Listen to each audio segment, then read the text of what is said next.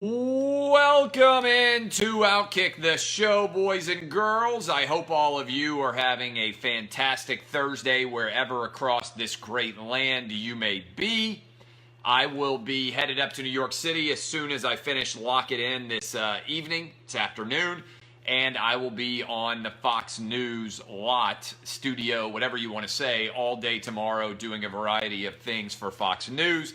So I'll be in New York City for the next couple of days. But this is the Thursday edition of Outkick the Show. We got a blockbuster story that just recently dropped.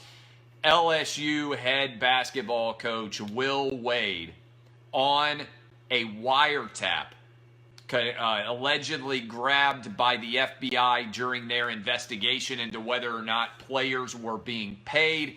I'm going to break it all down for you. This is an Outkick special where we go all in on one particular story. I'll work through it.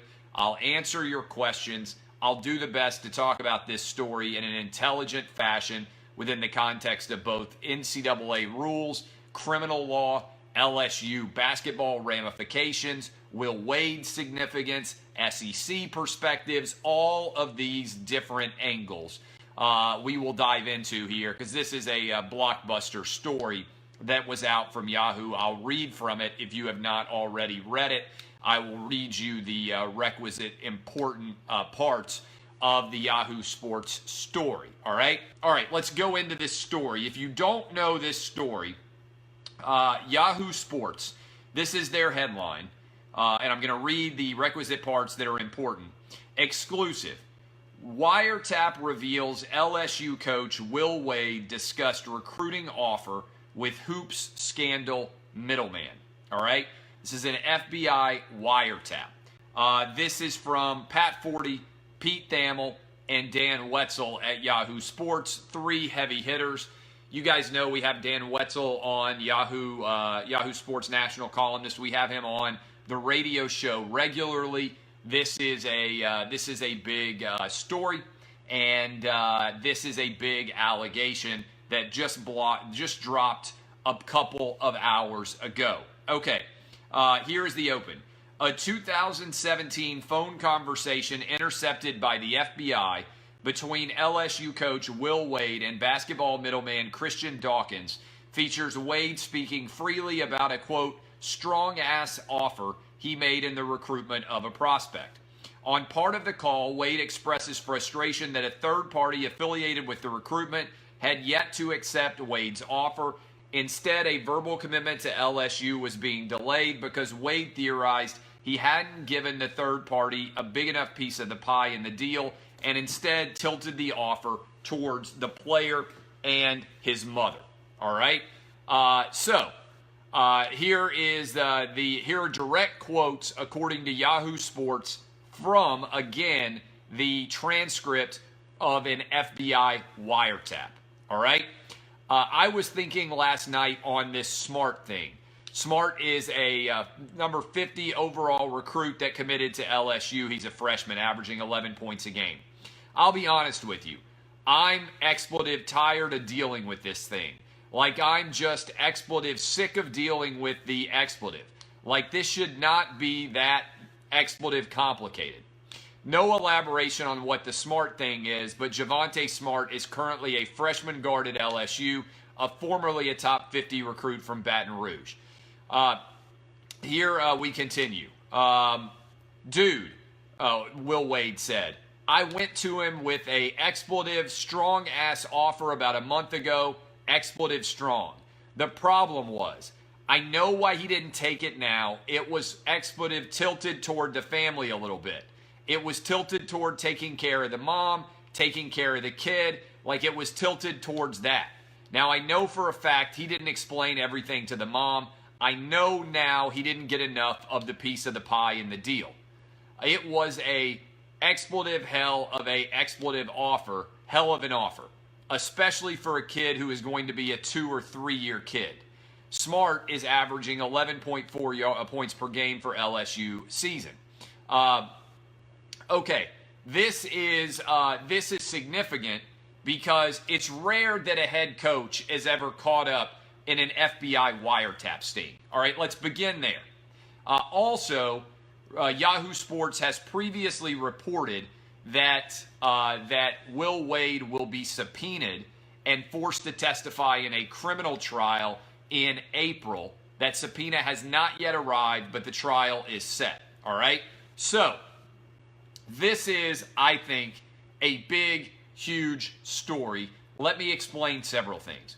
I don't think, unless LSU just says, screw it, we don't care at all, we know we're screwed, we're going to go ahead and let Will Wade finish out the year, they're going to take away all of our banners and put us on probation no matter what. I don't think you can let Will Wade coach another basketball game. Now, some of you are saying, how does this relate to the story from ESPN about Sean Miller? This story is different because it specifically quotes from a wiretap transcript. If I were going to defend Will Wade, I think he's only got a couple of defenses here.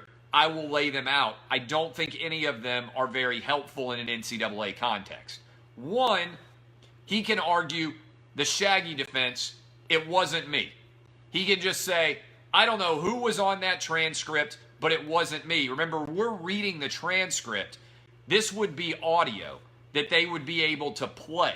So we're reading the transcript of a wiretap. There would also be audio. Okay? So he could go with the Shaggy defense of, it wasn't me.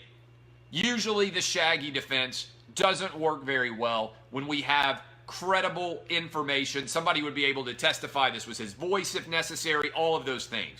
You could testify what number you called. You could look at phone records. He'd have to pretend that somebody else picked up his phone, pretended to be him talking about making offers to players, and that it wasn't actually him, okay? That's one defense. A second defense that he could offer is, when I was making an offer, I meant that we were telling we'd have a really good dorm room, and our meal plan was fantastic, and that our cost of attendance scholarship offer was extraordinary, and that I was willing to take him when nobody else was willing to take him. He could argue the offer to the mom was that they were going to give her great seats for every game, and also that the kid part was also there. He could argue that he didn't specifically say any dollar amounts, and he wasn't talking about buying a player, and he was just frustrated because he was trying to recruit a guy, and he wasn't able to come. All right?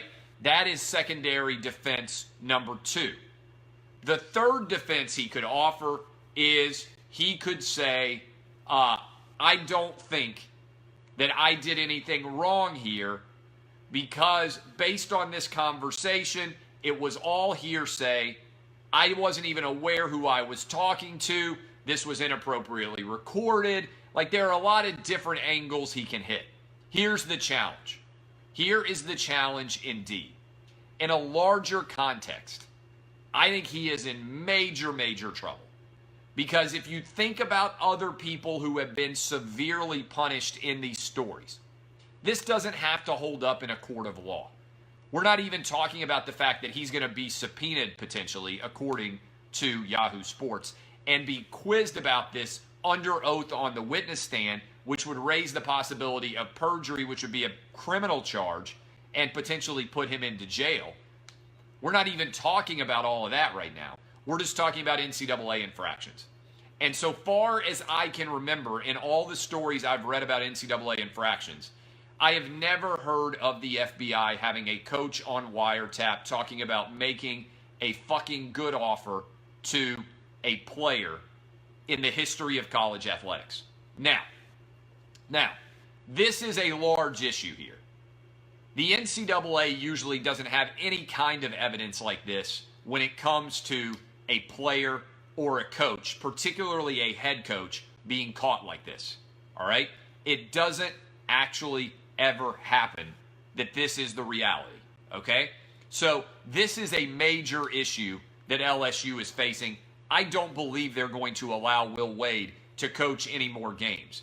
If they do allow Will Wade to coach any more games, it's a messy situation for the SEC because the SEC is right now run by Greg Sankey, who has regularly sat on the Committee on Infractions and will be very, very familiar with NCAA violations and how people respond to them. all right? A lot of people want to give me other precedents and other cases. In general, there's not an easy precedent here because usually the head coach does not have this clear of evidence against them of paying players, which is the number one rule you're not supposed to violate in the NCAA rulebook. Now, a couple of things. I am with you. Yeah, I haven't even read any of the comments. But if you're in the comments right now and you're saying, why is the FBI involved in this case to begin with? I'm with you. I get it. I don't agree with this. You can go back and watch many of these shows or listen to my radio show over the years. It doesn't make any sense to me that the FBI devoted the resources that they did to this case. I don't agree with the FBI bringing fraud charges and putting anybody in prison over this either. But the FBI made the decision to do it.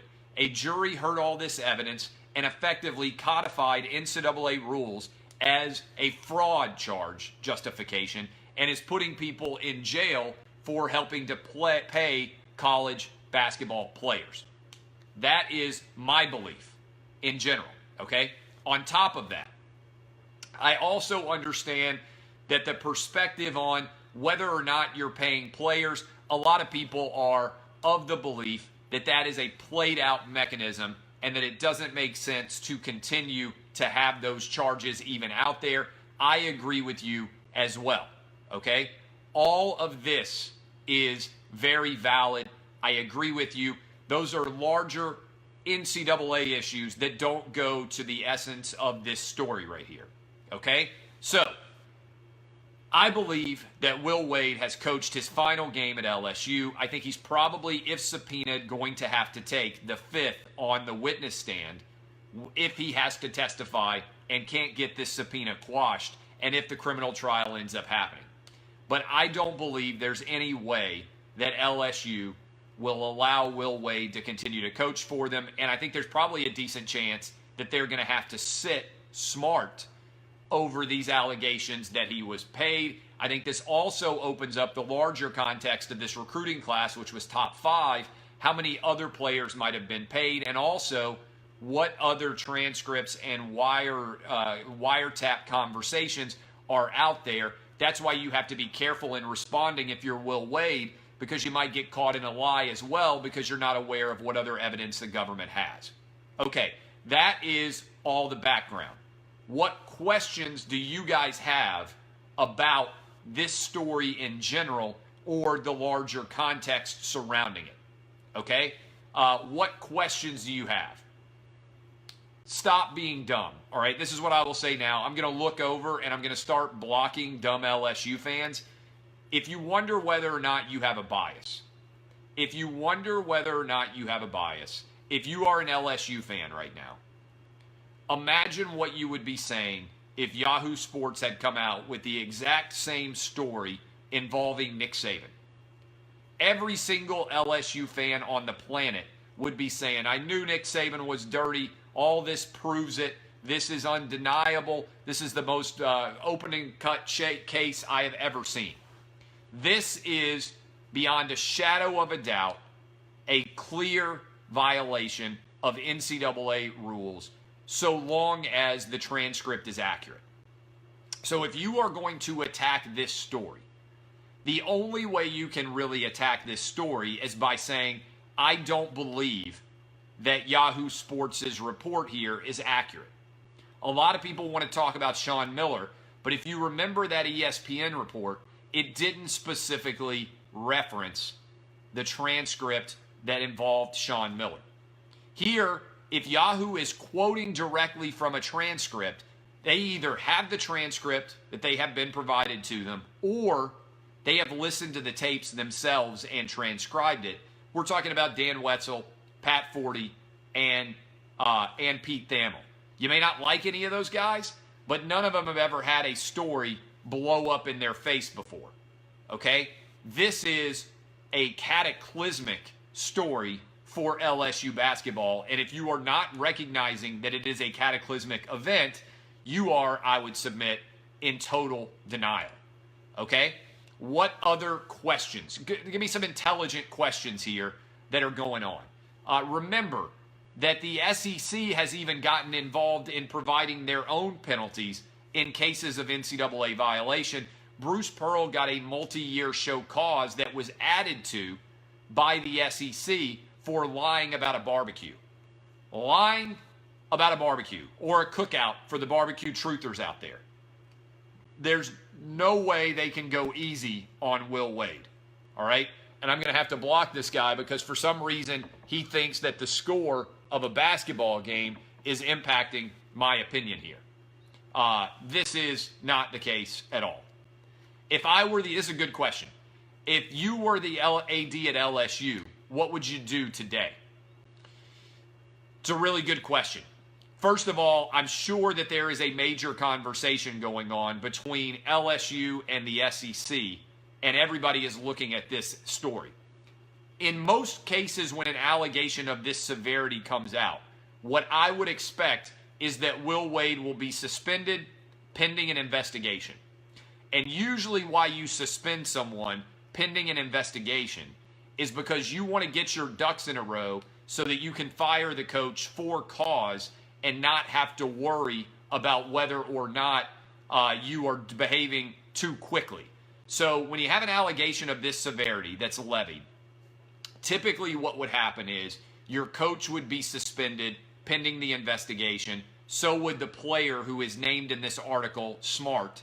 Both of those guys would be suspended pending an investigation. Now, what happened in Arizona last year was that Sean Miller was suspended pending an investigation, and then Arizona brought him back. And that was because there was no documentation that was able to be provided to support the allegations against Sean Miller. But remember, Sean Miller is reportedly being subpoenaed as well, so he may still end up losing his job a year later. So I think what will happen, the next step, if I were following what typically happens in this story, is what usually happens is immediately you get a suspension pending an investigation. LSU would open a wider investigation, and they would never allow Will Wade to come back, and eventually he would be fired for cause, which would mean LSU would owe nothing in terms of penalty.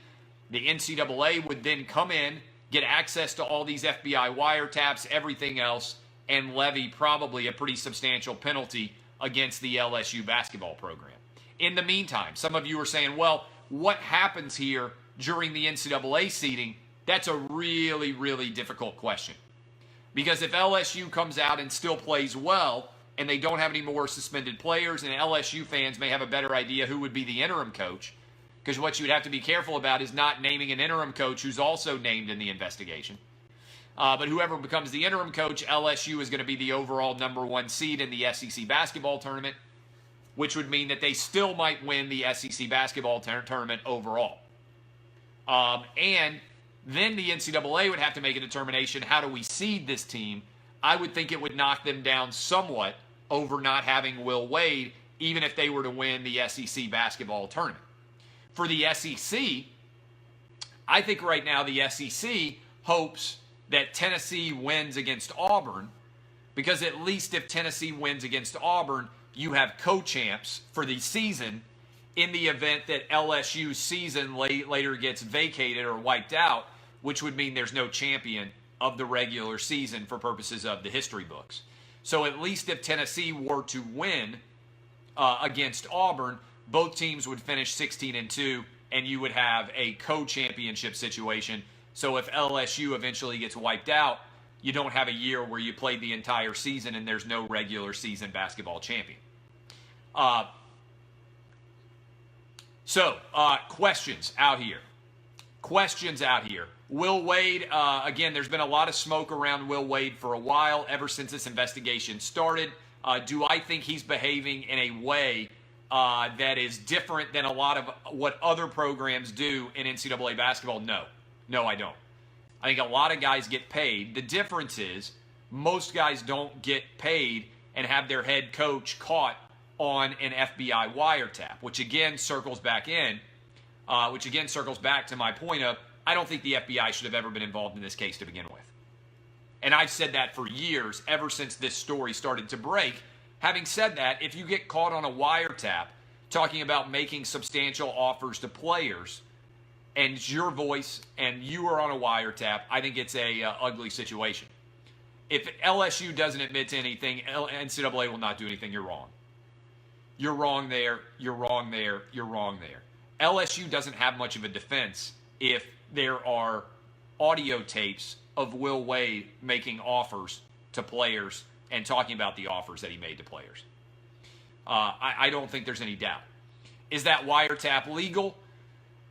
Well, you could potentially challenge it, certainly. You can always challenge a wiretap and argue that the warrant that was given to allow the wiretap to be taking place was not, in fact, an accurate warrant and that it shouldn't have been granted given the evidence. But that's a criminal trial defense, not a NCAA tournament defense. Does that make sense? Rules of law don't apply in the same way in NCAA cases. Usually the NCAA has no subpoena power. But that's what's going on there. No similarity with Cam Newton. Some people want to ask about Cam Newton. There's no similarity here. There was never, to my knowledge, I'm actually, everybody else stop here and let me know. Can anybody else ever remember a head coach caught on a wiretap making an offer or bragging about an offer to a recruit before? Usually head coaches insulate themselves and don't get involved in paying players. That's something that lower level assistants do, and that's why the NCAA changed the rule to say, no. You can't argue that you're clean and that you had no idea other players were getting caught, getting paid, because you didn't do it yourself. It almost never happens that there is an audio or transcript, and certainly if that were to happen, it almost never happens. It almost never happens that it's directly related with a head coach in the FBI. Because this is as good of evidence as you could possibly get, because whether the FBI should be involved in this or not, the FBI are experts when it comes to wiretaps. So I think this, again, LSU fans, don't be dumb. Don't be dumb and come in here and all of this. People say, oh, is there proof of the money transfer? You don't have to have proof of the money transfer to find an NCAA violation. All you have to have is evidence that there was an offer made in excess of a scholarship in order for it to be an NCAA violation. All right? This is important because a lot of people don't understand that. Offering a payment to someone is a violation of NCAA. Offering any benefit in excess of a scholarship is an NCAA violation. So the payment itself is not important in terms of demonstrating that there was an NCAA violation. What Will Wade is on tape doing is plenty to get him fired by LSU and to get him suspended potentially by the SEC if LSU won't step in and do anything here. Because it's a bad look for the conference as well. How could Will Wade be so stupid? He may not be stupid. This may be so commonplace that Will Wade didn't even worry about being involved directly in negotiating. That's about the larger mess that is college athletics. I think what this represents is that Will Wade was just like, this is how business is done, and also that he was a micromanager, that he didn't trust his assistant coaches to be involved here. So I think that this is probably evidence of how commonplace decisions like this are. All right, I'm going to block you here. This would be a big story no matter how good LSU is. I understand that if you are a dyed-in-the-wool LSU fan, that you are out there and you're like, this is so unfair. The 1 year while we're good. This would be a big story even if LSU sucked.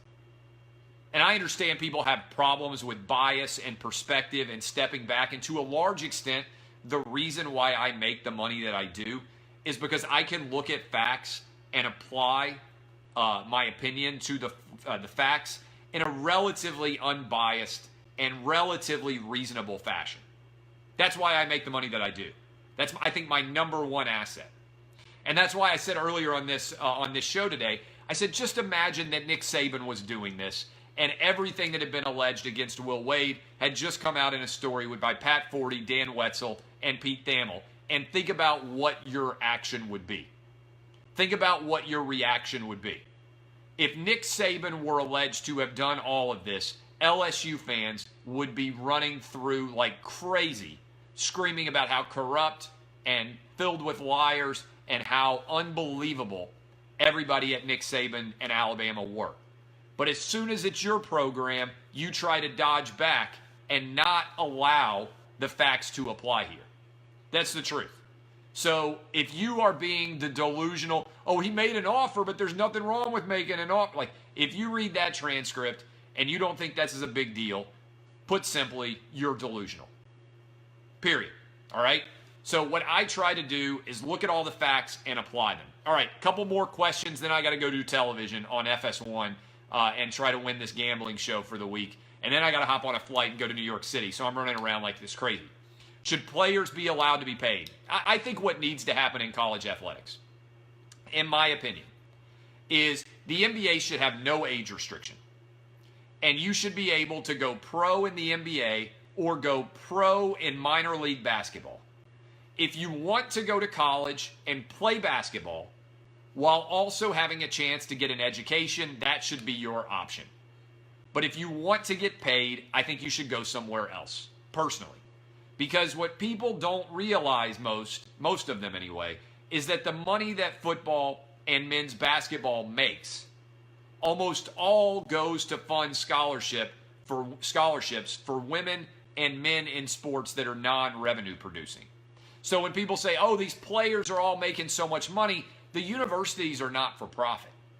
What they are doing with the vast majority of the money that they make is they are surrounding the players with incredible facilities and incredible tutors and incredible dorms and incredible weight rooms, and they are using the money that they make off football to fund all the other scholarships that exist in the university.